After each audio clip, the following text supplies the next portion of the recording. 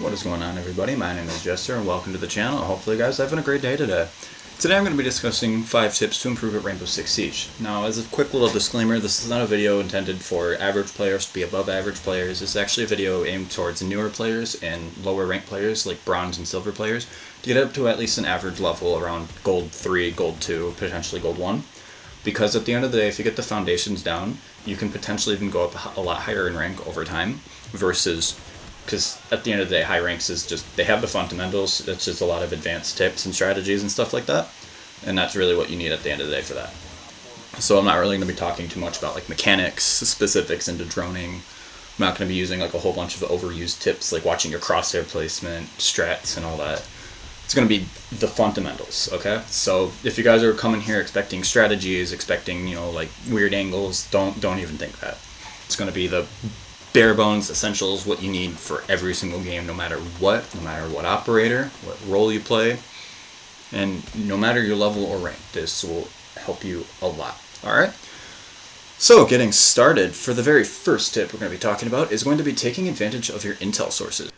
Now, intel doesn't just come down to your drones on attack. It actually comes down to a lot of other things. Even on defense, you have a lot of access to cameras. You have the default cameras that are in the game every single round, no matter what. They're the same cameras, which you can potentially use those even if it gets shot out. You know, hey, they're pushing through main lobby on consulate because the main lobby cam was shot out. You can't really shoot that out from outside. So they're potentially in lobby. Or the spiral stairs cam, same map. They could potentially be on those stairs because that camera got taken out. That is extremely important to keep note of. Another thing is just using more intel operators. If you don't have a Maestro or a Echo or a Valkyrie, you should start playing them more often because they can lead to freebies as well. Not only a free C4s to the floor, a free wide swing, you can do so much things with just one drone. It is incredible. Now, it's also taking advantage of drone economy on attack or defense by shooting drones or preventing your drone from getting shot. Not just by, moving it away from the person, but actually, pre-placing it, hiding it, doing a lot of other things just to help that drone survive as long as possible. And this just kind of helps us get free kills, get free wins, and just potentially even prevent being flanked, which can be round losing in a lot of different scenarios, and you really need to keep track of that at all times. So just hopefully you guys use that tip to your guys' advantage in your next rank game. Tip number 2 today is going to be talking about utility placement and utility usage. A pretty commonly incorrectly used piece of utility is pretty much like deployable shields. I've noticed a lot of times are just used incorrectly. A lot of people will put them in doors for some odd reason, which is absolutely useless because it's a free destruction. So if you kind of focus your time on placing shields that are pretty awkward for the defender or for the attackers to actually deal with, then it's pretty easy for you to clean it up and get freebies off of it. Or if you place your gadgets like your Kapkan traps, your Ela mines, your Jaeger ADSs in places where they can't just be easily shot out, then you can actually use that utility a lot easier in a lot more of your games. For instance, a Valk cam that's just deagled out of like a hole in like drywall in between sites. We've all seen that before. It's fairly common. Those Valk cams get shot out a lot. But if you have a Valk cam, let's just say, hidden underneath a bed in a really, really, really hard spot for them to get, that's a really well-placed Valkyrie camera because, well, they can't shoot it. They have to hunt it down, potentially go below, grenade it, or, do a lot of other things to even get that Valkyrie camera, which is important. You guys cannot stress that enough. Another thing that I noticed, like utilities used incorrectly, ash charges on barricades, same for Zoe impact grenades, breach charges, same deal.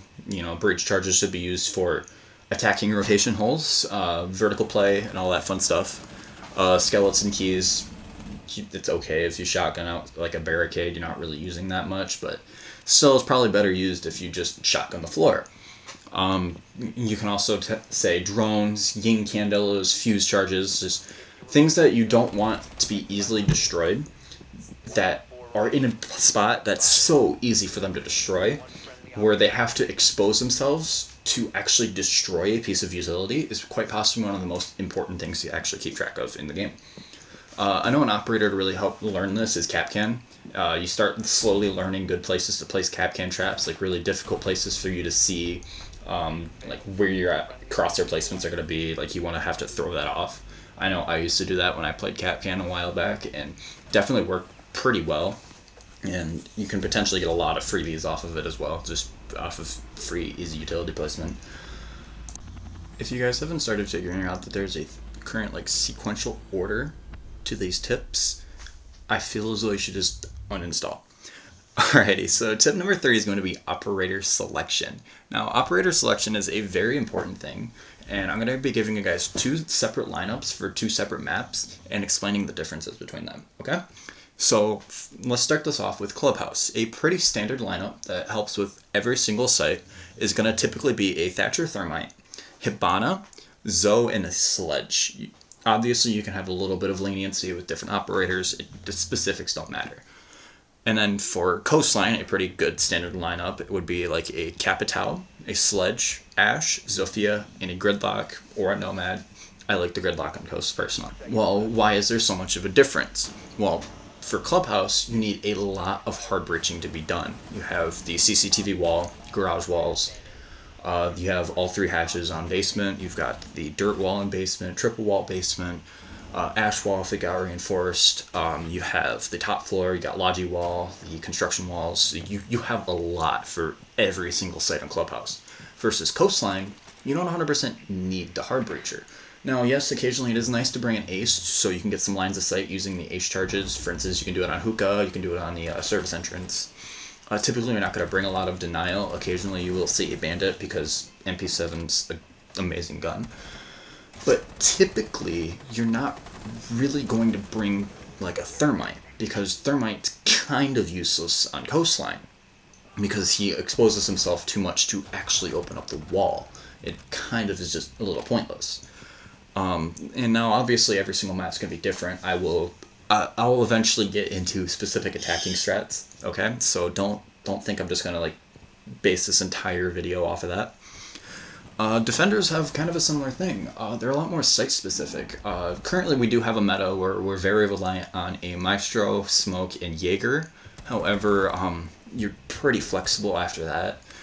You can bring like a Mute instead of Smoke. JeZter you should just bring no matter what, generally. You can bring like a Melusi over the Maestro, Echo over the Maestro. Like the details don't matter, but typically like on defense it's going to be Smoke, JeZter, some sort of intel operator, like bulletproof utility, all that fun stuff. So a lot of flexibility on your defenses because the attackers have to deal with you specifically. A general idea of operators that you should be playing is if you ever seen the win deltas that Ubisoft puts out every single mid-season patch or new season patch notes, the win deltas actually will show you like the far right side are operators that people are bringing, and then if the further up you are looking are the operators that are winning. So if they're far right, like the top right corners, typically they're winning operators that are really, really, really powerful and picked a lot because they're really good. Like JeZter, Ash, Zofia, Ace, Hibana. Those operators are picked a lot because they're really, really, really good. Versus an operator like Finka, where she's basically useless. And honestly, if you bring Finka, you're throwing. Finka's not a good operator. Same for Cav. Like Cav's is kind of useless in a lot of scenarios. She's too situational. And so it's okay if you meme with an operator every so often. Like okay, you bring a Cavi just to go screw around, meme, play with friends, get an interrogation, get lucky. But it's a whole separate thing if you main those operators. Like you main the bad operators, because then it becomes a crutch to an extent, and it's really hard to play without the really bad operators. It's kind of weird to explain, but it's kind of how it is. A lot of let's say you main trap operators, like if you're not playing Capcan, well then, if you're not playing Capcan, you're probably losing your games because, well, you're not Capcan. So, you have moral of the story is you're typically going to want to be decently flexible with the operator lineup, and you're going to want to run operators that are actually useful to you and your team versus, an operator that's kind of just bad at. Alrighty, so for my next tip, I'm going to make this one a little bit shorter because the last one was way longer than I wanted it to be. But we're going to be looking at playing power positions. The strong positions that actually can potentially win you games for just playing the position correctly. These positions are going to be like elbow on Oregon basement. You're going to look at, like, for instance, what's the word I'm looking for? Behind white van on consulate, blue in clubhouse. You're going to look for, a place that's really awkward for the attackers to kill you in without wasting a lot of utility, and it actually forces them to use utility to clear you out. Like, they can't kill you from above, can't kill you from below, and they can't really peek you because you have the advantage in that gunfight. It's your fight to win. Versus if, you're playing just a bad position in general, you're overly exposed, they can just swing you and kill you. So, Pika's advantage can take over in those situations, and you're just going to want to learn a lot of the more power positions. The best way to learn this is watching this big YouTubers, pro league players play, because a lot of times they have really good positioning, and it wins them a lot of gunfights just because of it.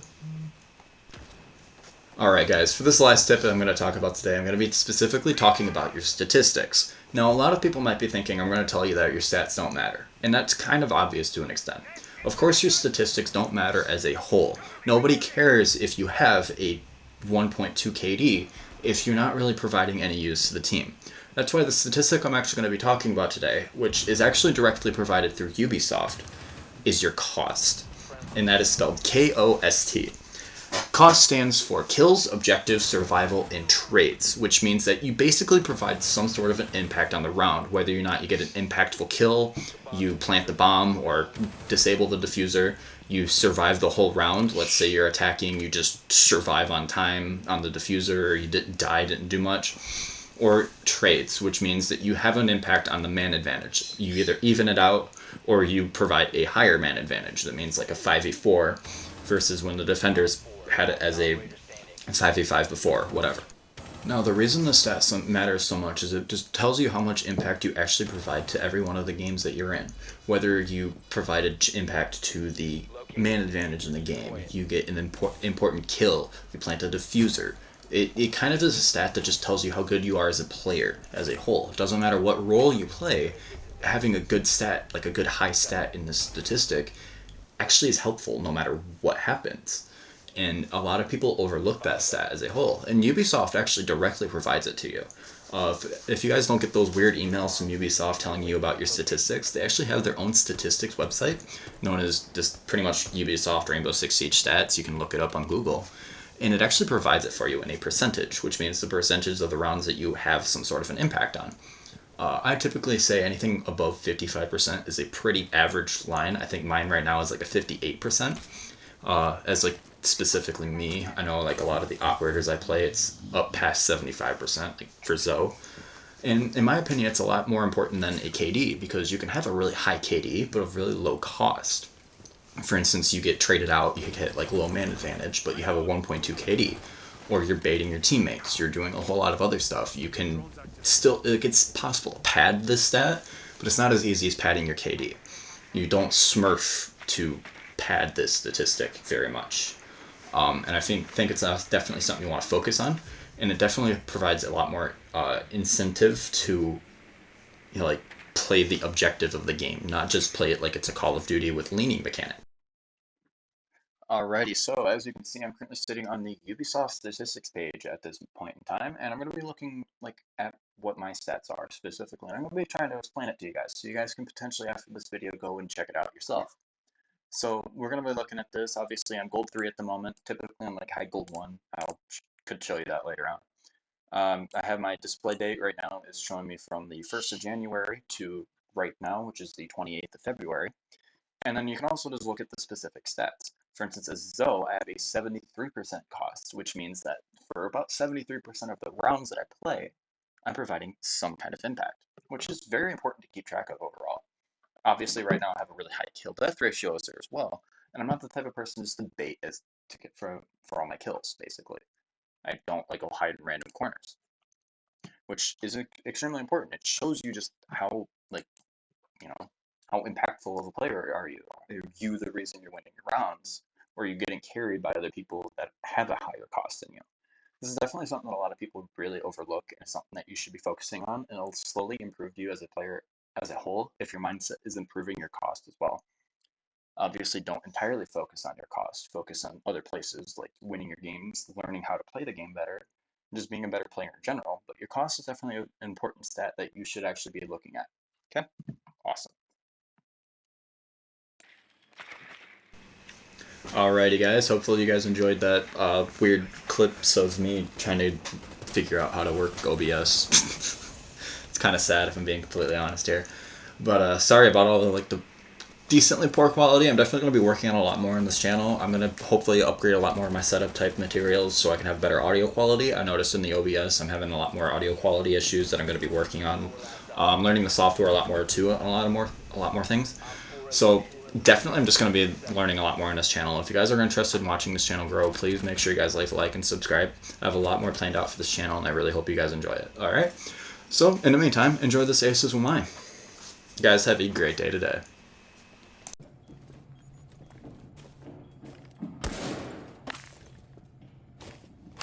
Magnet out. Magnet active.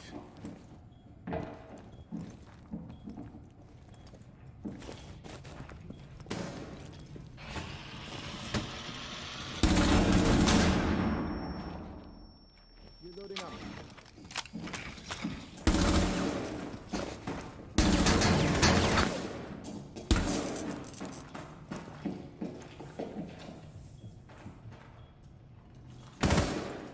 Reloading.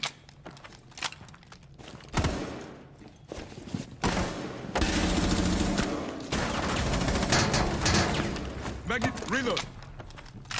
Catching projectiles. Reloading.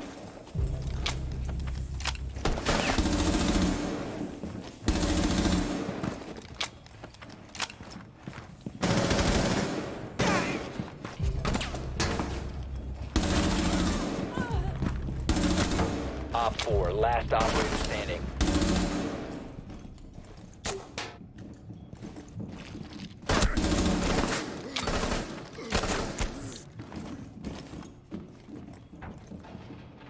Activating glance.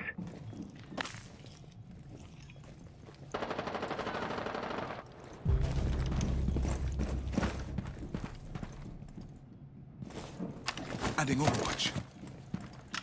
Magnet online. Changing maps!